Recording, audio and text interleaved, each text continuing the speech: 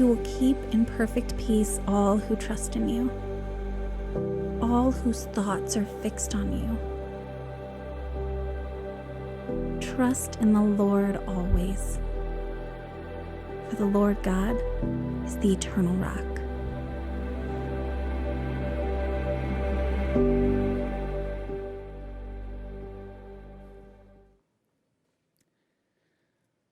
So, you're here.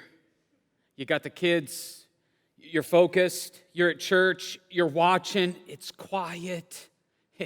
You sense that the world is going crazy, but not you and me though, right? We got it.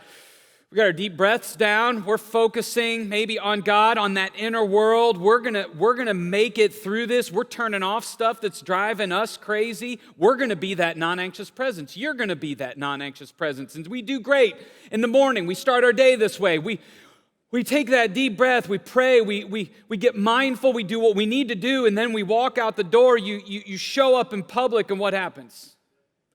Somebody comes along and messes it all up, you know? It could be your own family. You get a text message, you're like, what is she thinking? Or you show up at work, a coworker, a boss, a student, a teacher. It could be a complete stranger. Here we are asking this question. How do you find peace in a world full of crazy people? You just open up your social media, it's like, what's happening to this place? I can't. If that's you right now, I am so glad that you're here.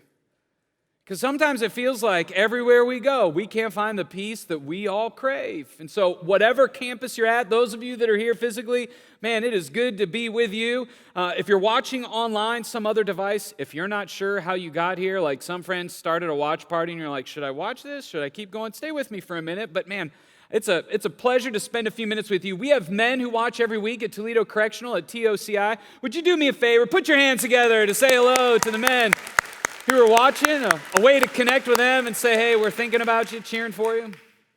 If this is your first weekend, my name's Ben. I'm the lead pastor. We're in episode 3.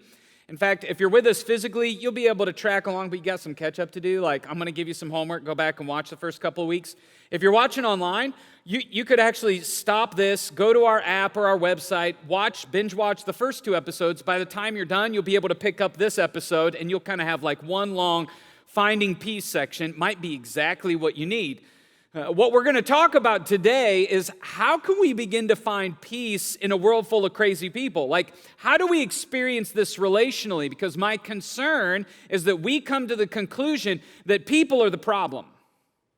Like, if they weren't like that, I would have more peace. If they didn't do that, I would have more peace in my life. If they wouldn't react that way, post what they post, say what they say, do what they do, then I'd have more peace. That's a conditional peace, and God invites us to experience shalom, a holistic peace. We're calling it a non-anxious presence where we're fully aware of God and that He's still running the world. We're fully aware of ourselves, our own reactivity, like we talked about last week, and we're fully aware of others and what they may need in this situation. It's not a hippie Zen stay like, whoa, dude, totally chill, non-anxious presence. No.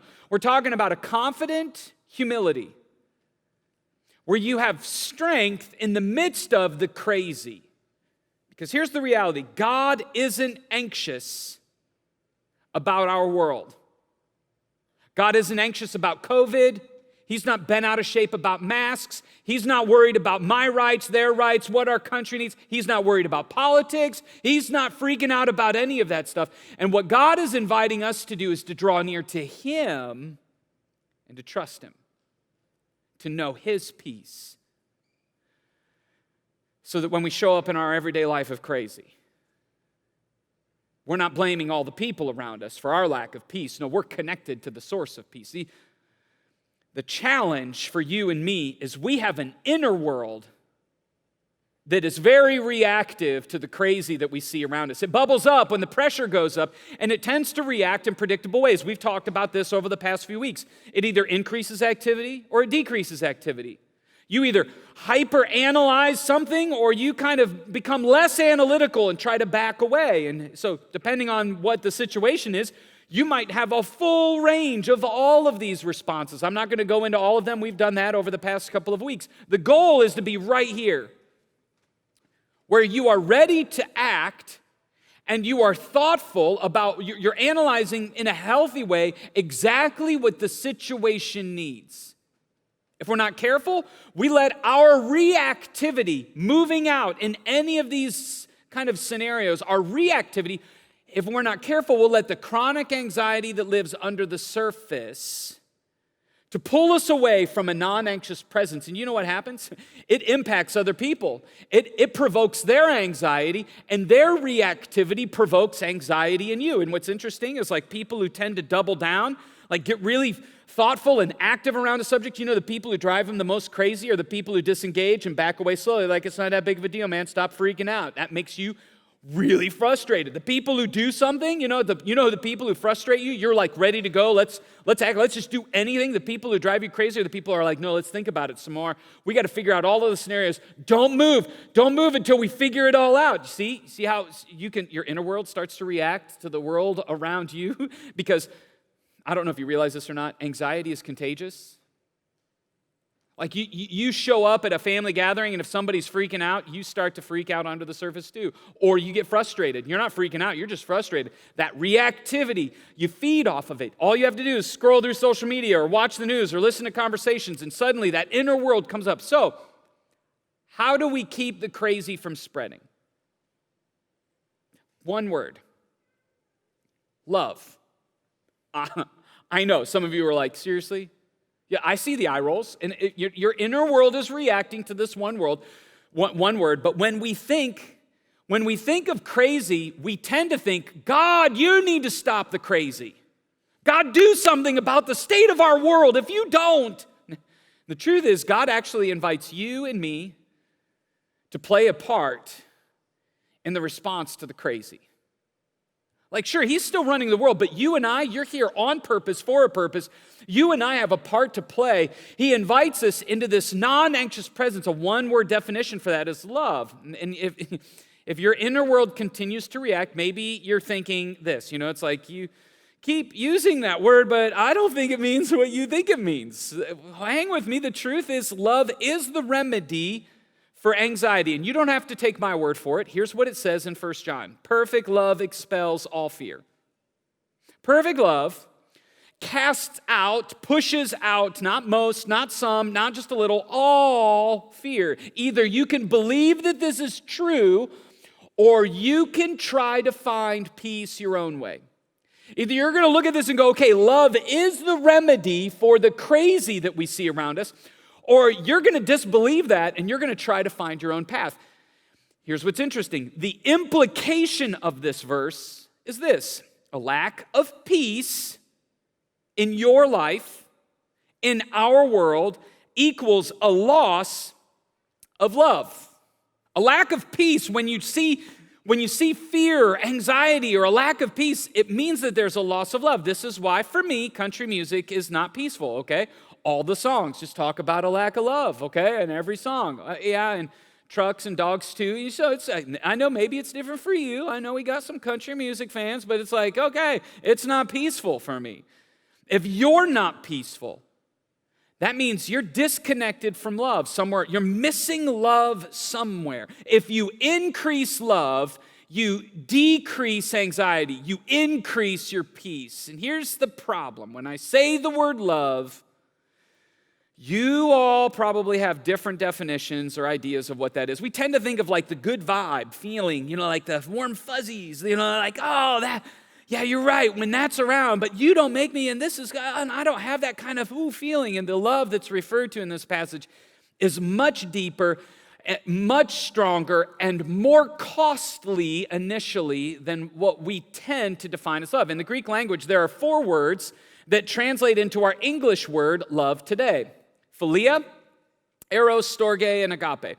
Philia is like Philadelphia. It's this mutual friendship. It's the give and take that we experience in good friendships, or this is probably the common use of the way we use the word love. Like, I love Starbucks coffee. There's a give and a take in that relationship.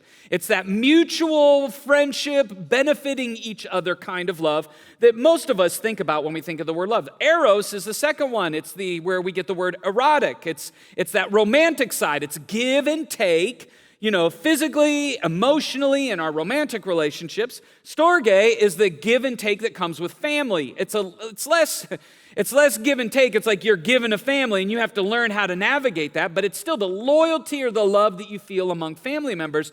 Agape is completely different. It's all give. It's not about what you get in return. It's the Christian term used for God's posture towards us, His grace, His unconditional love, love no matter what goes on. It's oftentimes translated as charity, as generous, unmerited, sacrificial, enduring kind of love. So when it says, perfect love expels all fear, it's not saying perfect friendship expels all fear. It's not saying perfect romance expels all fear. It's not saying the perfect family, as great as those things are. No, it's perfect agape expels all fear. Like when you understand God's love towards you, there's less to be afraid of. And when you share that with the world around you, it casts out the crazy. So, what does that look like? What does agape actually look like in our life? Like, how do we live that out? Well, there's a passage that clearly defines what agape looks like. And many of you have heard it before. If you went to a wedding, you probably heard it this summer, or some of you have it on your living room. Or you post it on Instagram every once in a while. It's 1 Corinthians 13. The word love there is not erotic love. It is agape. It's not just for marriage. It's the way that we are supposed to love the way that God loves us. Love is what? Agape is, patient. Perfect love is patient. If you're impatient, that means you have anxiety, chronic anxiety under the surface, a lack of love. Perfect love, agape, is patient. It's kind. Agape is not jealous or boastful or proud or rude. Agape does not demand its own way. It is not irritable. Agape keeps no record of being wronged. This is what agape begins to look like. Agape does not rejoice in injustice. It doesn't turn a blind eye to the bad and evil things. No, it rejoices whenever the truth wins out. Agape never gives up. Agape never loses faith. Agape is always hopeful. Agape endures through every circumstance. If we are going to find peace, it's not getting rid of the crazy people in the world. It's discovering and living from this agape kind of love that God intends for us. So, the bottom line, if we're going to find peace in our relationships, we need to pay attention to how as much as what. We need to pay attention to how we love, not just what we love and what we don't love. We love to talk about what we love, and we love to talk about what we don't love, what we hate, right? We love to talk about all of that, but agape is really about how you are interacting with others. Why? Because how you interact, if you pay attention to how you interact as much as how you interact matters. Maybe you understand this. How somebody says it matters more than just what they say. You can say, I love you a whole lot of ways. Based on your tone and your body language, you can say, I'm sorry a whole lot of ways. Sometimes it's genuine. Sometimes it's a defensive attack, How you fight or disagree matters as much as what you're disagreeing about. How you show up to work, how you show up to a conversation matters just as much as what it is that you're working on. So we need to pay attention to how as much as what. That whole 1 Corinthians passage wasn't telling us what to do, it was showing us how love shows up no matter what the circumstance is. Friedman, an author who wrote Failure of Nerve, probably the guy who coined the term non-anxious presence, he said this. He said, people listen to what you say. People listen to the what, but they react emotionally to the how in your life and mine. And so it's time for you and me to just start going, okay, how am I showing up here? Not just what am I showing up for, but am I patient? Am I kind? Am I proud? Am I boastful? Am I keeping record of wrongs? Am I jealous? And here's what's interesting. The more you do this, it's not going to be fun when you first see it. It's not fun for me, but the more you do it and the more you start paying attention to how other people are showing up, it changes the way that it changes how you react to yourself and to the people around you. You see beyond the surface, you see beyond the what, and it's almost like a superpower. You start noticing who's speaking and who's not speaking? And you start getting curious, like, why? I wonder what's going on in their world that's causing them to show up that way. What's going on in me that's causing me to show up this way? Have you ever noticed that sometimes when you sit down to have a conversation with someone, it's like a breath of fresh air? It's like, man, that conversation was so life-giving. And it could be about something that's difficult to talk about, religion, politics, strive, whatever. There are some people that are a non-anxious presence. How they show up make it easy to talk about difficult things. And then there are other people that seem to suck the life out of the room talking about simple things. Why? Because the how matters as much as the what. This is why, for those of you that want to do a deep dive on this, if you just do a deep dive on that Greek word agape throughout the New Testament, Jesus' teachings and the first century church, you could spend the rest of your life looking at these passages, studying them, rereading them, and you'll never fully discover the depth and the significance of what God is inviting us into. It's powerful. For example, the reason that this is important, 1 Peter, one of Jesus' disciples, he said, most importantly of all, continue to show deep love for each other, a deep agape for each other, for love covers a multitude of sins. Love helps us get beyond the sin that divides us from God and from each other. He's saying most important, not like somewhat important, not add to the list. More important than end times, more important than politics, more important than your platform, your position on a particular issue, the position that you have at work, your bank account, more important than anything else. You and I should fervently love each other. In the original language, that deep love or that fervent word is a word that implies that we should stretch. If you're not stretching, you might not be agape-ing enough. But when we do, it begins to cover over the crazy. It begins to expel or cast out anxiety and fear. It begins to increase our peace. So I was thinking about this, like, why don't we do this? There's a little bit of this where it's like, yeah, okay, maybe you're starting to convince me, Ben, but it's like, why do we forget? Here's why. I think one of the reasons why we struggle to step towards peace relationally is because we forget to put your own oxygen mask on first. We forget that it starts here before it starts out here.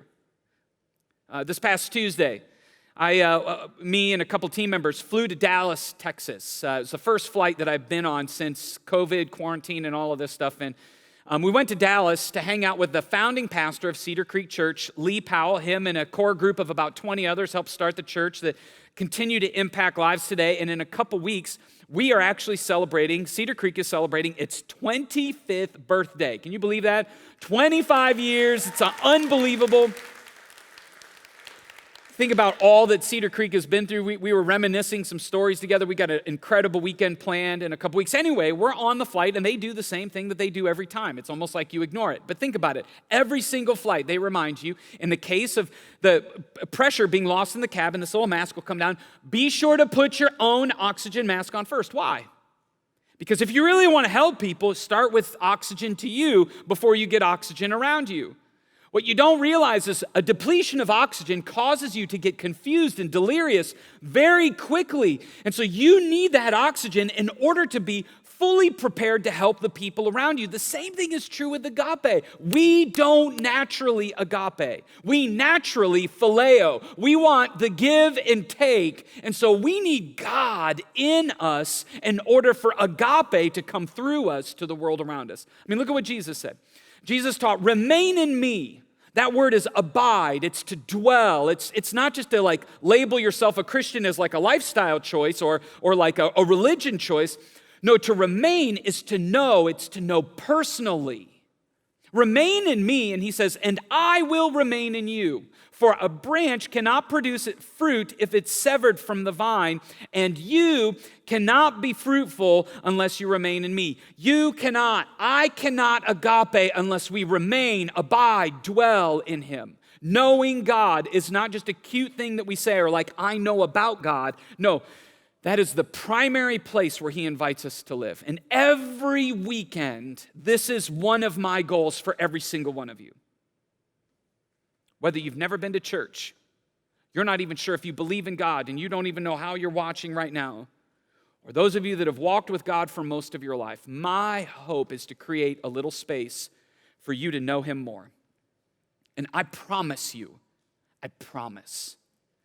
come in here open-hearted, and open-minded, I believe between my mouth and your ears, when you're ready to receive, God shows up and either gives you a little reminder of how you can trust him more or a life-altering invitation to change the direction of your life. When you are ready to humbly listen and learn. And I don't understand how God always shows up, but if you give him a little bit of space throughout your day, if you give him the first part of your day, if you give him the first part of your moments at work, if you continue to open your heart to him, he speaks. This is why the Living It Out, our daily devotional, is so valuable for people. Why? Because it gives them a few minutes at the start of their day to put their focus on knowing God. Today's about knowing God more than anything else. This is why we encourage you to pray. This is why we offer One Thought for Your Life, where I show up live on social media, on our app. In fact, the app is the easiest way to get access to this stuff. If you haven't downloaded, I would encourage you to do that. But every Monday and every Wednesday, I spend a few minutes in the morning helping bringing us back to knowing God. Why? Because God is love. If you want to know what God is, he is agape. And if you want to know what agape is, just look at God. That is the definition of God, and love, agape, is the definition of who he is.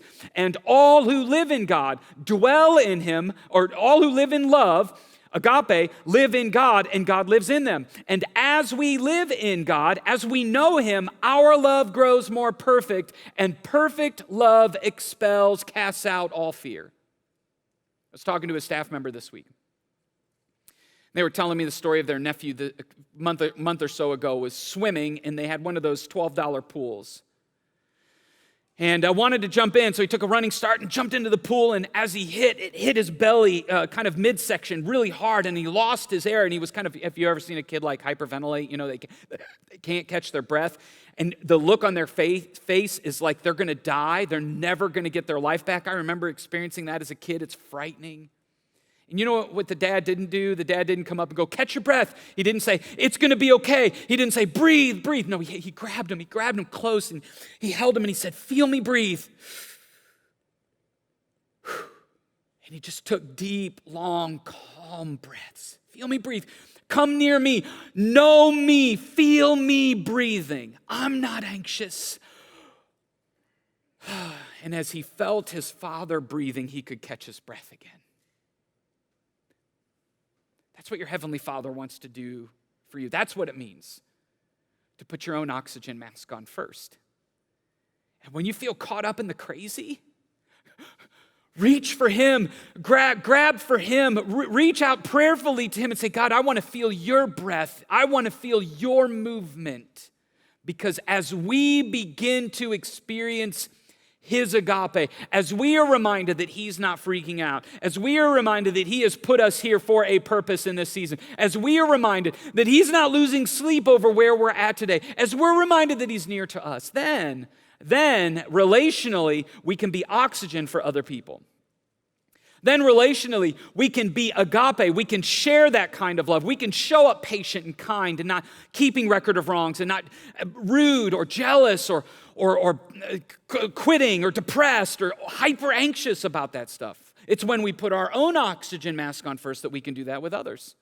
For example, Tuesday, the morning that we were taking a turn and burn flight, leaving early in the morning. I woke up at 4:30 a.m., kind of packed my stuff the night before. I don't think very clearly at 4:30 a.m., but we got all of our stuff together. We get up to Detroit at, 5:30 in the morning. We're standing in line with not very many people in the security, and you need your boarding pass and your ID, and so it's like I pull out my boarding passes on my phone, and I'm like, I got to get my ID. There's two people in front of me. I'm trying to get all prepared, and it's not in my pocket, so I go down and I kind of rifle through my bag, and it's not in my bag, and I think, oh, now that I think about it, I don't remember putting my wallet in my pockets anywhere this morning. That's a problem. I start, it's like all of a sudden what happened? That inner world started to react. It started to bubble up, and there's a part of me that just wanted to, it's like, what was I thinking? Come on, man, you need your ID. How did you forget it? Come on, man, what's wrong with you? And I got two team members that are like, you don't have your ID? And it's like, who are you going to call? They're thinking, we got to step out of line. And what are we going to do? We're going to miss our flight. I mean, who's awake at 4:30, 5:30 in the morning that's going to drive up quick, get my wallet? I don't even know where my wallet is. I could feel that inner world bubbling up. And I remember thinking about that reactivity reveals anxiety in me and others. And the truth is, man, there's nothing that I can do about it right now. What would it look like to be a non-anxious presence for my team?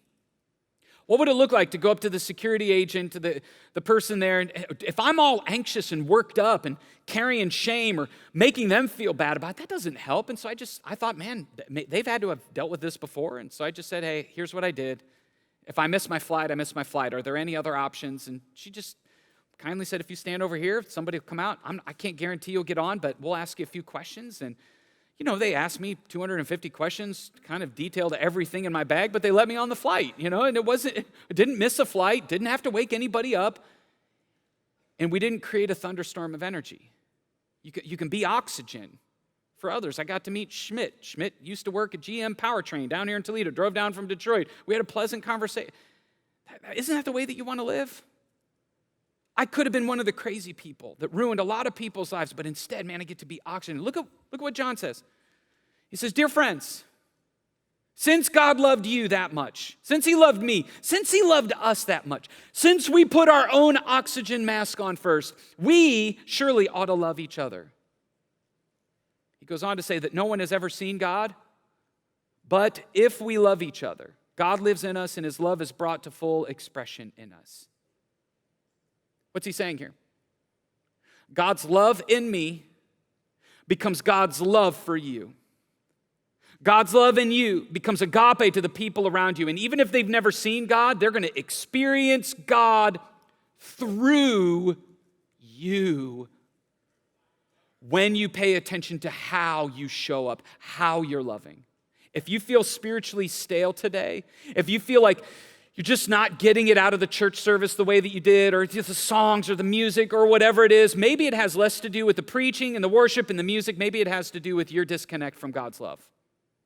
Or, more likely, that you're not loving other people the way that God has invited you to love. When you love others, when you agape others, you create space in your life for more of God's love to flow into you and through you to the people around you. This is why how matters as much as what. How you're showing up, how you're loving people. When you see that, suddenly every day becomes a purposeful opportunity to show the world a full expression of who God is. Not in what you believe, not in what your position is, but in how you show up in the midst of the crazy. This is what defined the first century church. And I think it matters for us today. This is why we invite you to join the Dream Team. Not because of what you will do when you're here. It's not just the what. It's not the what, I'm a greeter at the door. I serve in kids. I do backstage. I brew crew, whatever. It's not about the what as much as it is about how you show up in that space. And what I hear, what you experience is how welcoming, how friendly, how kind this place is. They're not talking about what you did. They're talking about how you are showing up in that space. We need the Dream Team in order for us to live out the full expression of God's mission here. So we pay attention to how as much as what.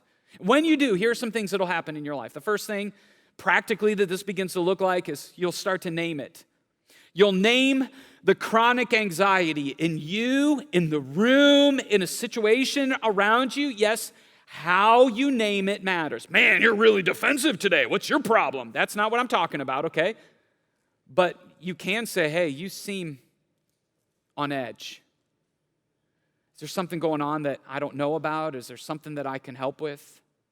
Hey, you seem offended by what I said. I want to make sure that we're okay, because how we relate matters as much as how we talk about this matters as much as what it is that we're talking about. When I'm carrying it, I name it to the room. I'll say, hey guys, today I'm carrying some concern, and I just want to name it to get some authority, some control over it, and I want you to see it. And another way to name it is when you cross the line, you go back and you say, hey, listen, I was frustrated last night, or I was carrying some angst, and I took it out on you. The biblical word for this is confession. And confession does not mean you're a failure. Confession is cathartic. It's good for you. It's good to say, hey, I don't have it all together. And God, I need your help. It's good this is why group life is so important. It's one of the few places in your life that you can take off the game face and confess that you're having a struggle at work or a struggle in your marriage or a struggle in your family or a spiritual struggle. You and I need those spaces where we get honest. Church isn't about putting up fake fronts about how we have it all together. No, God wants our honesty with him. We got to name it. How? It helps us pay attention to how, not just what. Another thing that you'll do is you'll seek connection before correction. How often have you had somebody come into your life and they just go, you got that wrong, and you're like, where did you come from? Who do you think you are? You see this happen on social media. People put other people on blast on social media to correct how wrong they are about a particular view of whatever issue. I've never in my entire life seen someone on the opposite side of that argument who was put on blast go, I've been convinced. Thank you so much for telling me how wrong I was. I will now swing to your side of the argument. No, that never happens. So why do we do it? It's a waste of, we're focused on what instead of how. Connection before correction says, hey, how can I connect with you first? This is really valuable when it comes to parenting children. Because if I'm not careful, it'll be correction, stop, clean it up, do it, don't. How are you connecting before correcting? This is great in your marriage. This is great in workplace.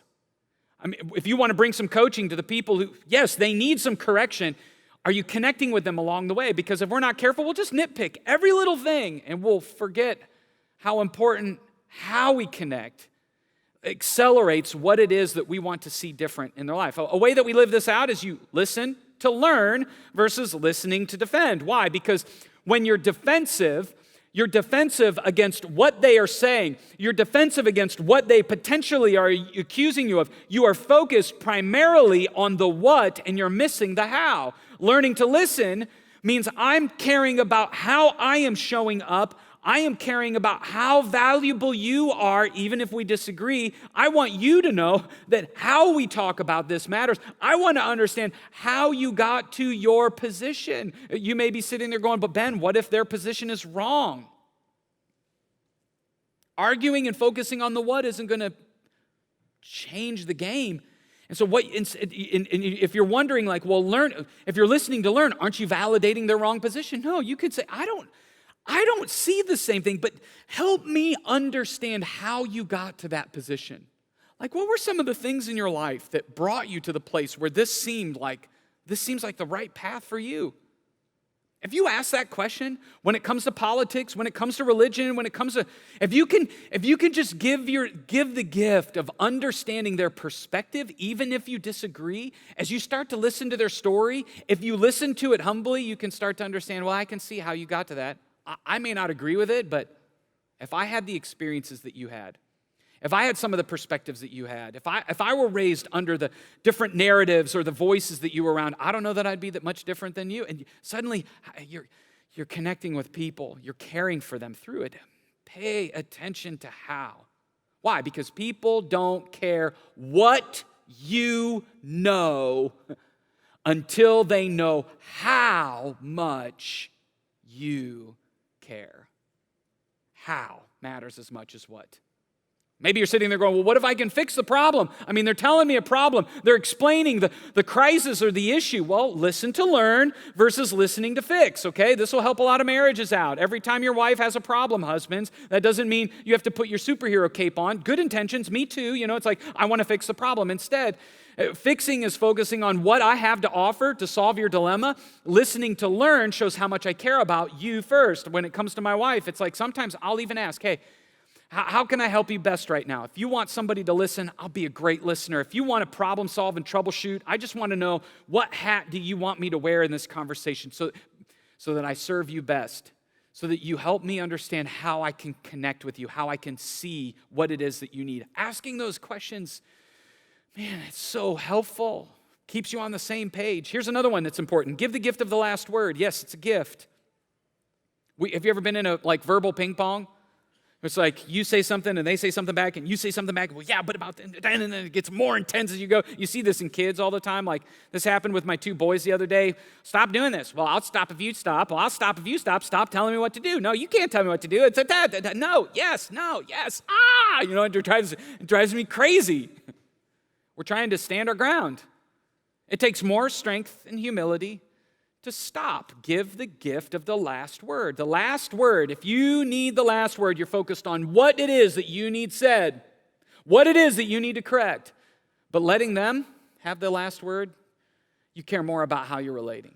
And so give them the gift. That does not mean that you say to them, well, I'll just give you the gift of the last word, okay?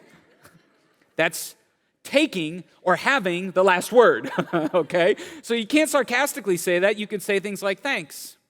Let me think about that. Thanks for sharing. How you say that matters just as much as what you say. That would be a powerful way to show up differently in some of your relationships. Here's another one. Move towards the one that you struggle with. Jesus said in Matthew 18, when someone sins against you, you should go to everybody on social media and tell the world how terrible that person is, right? No, that's gossip. But that's what we do. At work, somebody mistreats us at work. We go to the cubicle. Can you believe what they did? Something happens at church. Something happens in your neighborhood. Something happens with your family. You tell everybody else instead of the person that you may have the issue with. And so you want to experience peace? Stop gossiping. Stop talking to all the people who can't actually help solve the problem and instead go directly to that person. How you go to that person matters as much as what it is that you're going to say, but move towards them. Our tendency is to move everywhere else and leave this gap, this distance, this anxiety between us and them.